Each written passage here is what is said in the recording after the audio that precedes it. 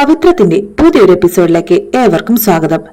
വേദ അനിയൻകുട്ടനെയും കൊണ്ട് ഏതോ കാട്ടുവഴിയിലൂടെ എങ്ങോട്ടെന്നറിയാതെ പോവുകയാണ്. കുറെ ഓടിയപ്പോൾ വിക്രവും അവരുടെ ഒപ്പമെത്തി. വിക്രം അനിയൻകുട്ടനെയും എടുത്ത് അവർ ഓടുകയാണ്. അവസാനം അവർ മേരി ചേച്ചിയുടെയും ഗീവർഗീസ് ഏട്ടന്റെയും അടുത്തേക്കാണ് പോകുന്നത്. ഉറങ്ങിക്കിടന്ന അവർ ശബ്ദം കേട്ട് കതക് തുറക്കുന്നു. വിക്രമനെയും വേദയും അനിയൻകുട്ടനെയും കണ്ട് എന്തു പറ്റിയെന്ന് അവർ ചോദിക്കുകയാണ്. ഇതേസമയം തേയിലത്തോട്ടം മുഴുവനും അരിച്ചു പെറുക്കിയിട്ട് അവരെ കാണാതെ കലി കയറി നിൽക്കുകയാണ് ചന്ദ്രശേഖരൻ. അവർ ചിലപ്പോൾ പള്ളിമേടയിലാവും ഒളിച്ചിട്ടുണ്ടാവുക എന്ന് ജോബി പറയുന്നു. അത് കേട്ട് അങ്ങോട്ട് പോകാനൊരുങ്ങിയ ശ്രീകാന്തിനെ ചന്ദ്രശേഖരൻ ചീത്ത പറയുകയാണ്. പിറ്റേന്ന് നേരം വെളുത്തപ്പോൾ മേരി ചേച്ചിയും ഗീവർഗീസ് ഏട്ടനും വിക്രമിനെയും വേദയെയും അനിയൻകുട്ടനെയും വീട്ടിലിരുത്തിയിട്ട് പോവുകയാണ്. കാര്യങ്ങൾ പറഞ്ഞു ധരിപ്പിച്ചിട്ട് പോലീസിനെയും കൂട്ടി വരാം, അവരുടെ സംരക്ഷണത്തിൽ നിങ്ങൾക്ക് നാട്ടിലേക്ക് പോകാം എന്ന് പറഞ്ഞ് വിക്രമിനെയും വേദയെയും അനിയൻകുട്ടനെയും വീട്ടിലിരുത്തിയിട്ട് വീട് പൂട്ടി അച്ഛന്റെ അടുത്തേക്ക് പോവുകയാണ്. ചായ കുടിക്കാൻ കയറിയിരിക്കുകയാണ് ജോബിയും ശ്രീകാന്തും ചന്ദ്രശേഖരനും. റോഡിലൂടെ ഗീവർഗീസിന്റെ ജീപ്പ് പോകുന്നത് കണ്ട് കടക്കാരൻ എന്താ പതിവില്ലാതെ ഗീവർഗീസും ഭാര്യയും ചായ കുടിക്കാതെ പള്ളിയിൽ പോകുന്നത് എന്ന് ചോദിക്കുകയാണ്. ജോബി ഇത് കേൾക്കാനിടയാകുന്നു.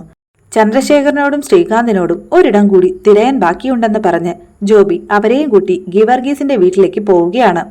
കതക് പൂട്ടിയിരിക്കുന്നത് കണ്ട് വിക്രം കതക് തുറക്കടാ എന്ന് പറഞ്ഞ് ശ്രീകാന്തും ഗുണ്ടകളും ചേർന്ന് കതക് തുറക്കാൻ ശ്രമിക്കുന്നു. ശബ്ദം കേട്ട് വിക്രം വേദയെയും അനിയൻകുട്ടനെയും കൂട്ടി പുറകുവശത്തെ കതക് തുറന്ന് ശബ്ദമുണ്ടാക്കാതെ പുറത്തേക്കിറങ്ങിയതും അവർ അവരെ പിടികൂടുകയാണ്. വിക്രമിനെ ചന്ദ്രശേഖരൻ തോക്കു ചൂണ്ടി ഭീഷണിപ്പെടുത്തി നടത്തിക്കുകയാണ്. ശ്രീകാന്ത് വേദയെയും ഗുണ്ടകളിൽ ഒരാൾ അനിയൻകുട്ടനെയും എടുത്ത് കൊണ്ടുപോവുകയാണ്. ഗീവർഗീസും മേരി ചേച്ചിയും അച്ഛനെയും കൂട്ടി വന്നപ്പോഴേക്കും വീടിന്റെ കതക് തുറന്നു കിടക്കുന്നതാണ് കാണുന്നത്. ഇതേസമയം വിക്രമിനെയും വേദയെയും അനിയൻകുട്ടനെയും ഒരു മലമുകളിൽ ഒരു മരത്തിന്റെ മുകളിൽ കൊണ്ടുപോയി കെട്ടിയിട്ടിരിക്കുകയാണ് ജോബിയും ഗുണ്ടകളും ചേർന്ന്. അപ്പോഴേക്കും ചന്ദ്രശേഖരനും ശ്രീകാന്തും അവിടെ എത്തുന്നു. എന്തൊക്കെ ചെയ്താലും നിങ്ങൾ ആഗ്രഹിക്കുന്ന കാര്യം നടക്കില്ലെന്ന് വേദ ശ്രീകാന്തിനോട് പറയുകയാണ്. കലി കയറിയ ശ്രീകാന്ത് വേദയുടെ കൊങ്ങിക്ക് പിടിച്ചു ഞെക്കുന്നു. അതുകണ്ട് ദേഷ്യം കയറിയ വിക്രം വേദയെ വിടാൻ പറയുകയാണ്. ഇത് കേട്ട് ചന്ദ്രശേഖരൻ വിക്രമിനെ തല്ലുന്നു. വേദയ്ക്ക് അത് സഹിച്ചില്ല എന്ന് മനസ്സിലാക്കിയ ശ്രീകാന്ത് ഗുണ്ടകളെ കൊണ്ട് വിക്രമിനെ തല്ലിക്കുകയാണ്. അങ്ങനെ എല്ലാവരും ചേർന്ന് വിക്രമിനെ തല്ലിച്ചതയ്ക്കുകയാണ്. കുറെ തല്ലിയപ്പോൾ ശ്രീകാന്ത് ഗുണ്ടകളോട് നിർത്താൻ ആവശ്യപ്പെടുകയാണ്. എന്നിട്ട് ചന്ദ്രശേഖരനും ശ്രീകാന്തും വേദയോട് ആ പേപ്പറുകളിൽ ഒപ്പിടാൻ പറയുന്നു.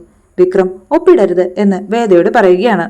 അപ്പോൾ അടുത്ത എപ്പിസോഡിനായി നമുക്ക് കാത്തിരിക്കാം. അതുവരേക്കും ബൈ.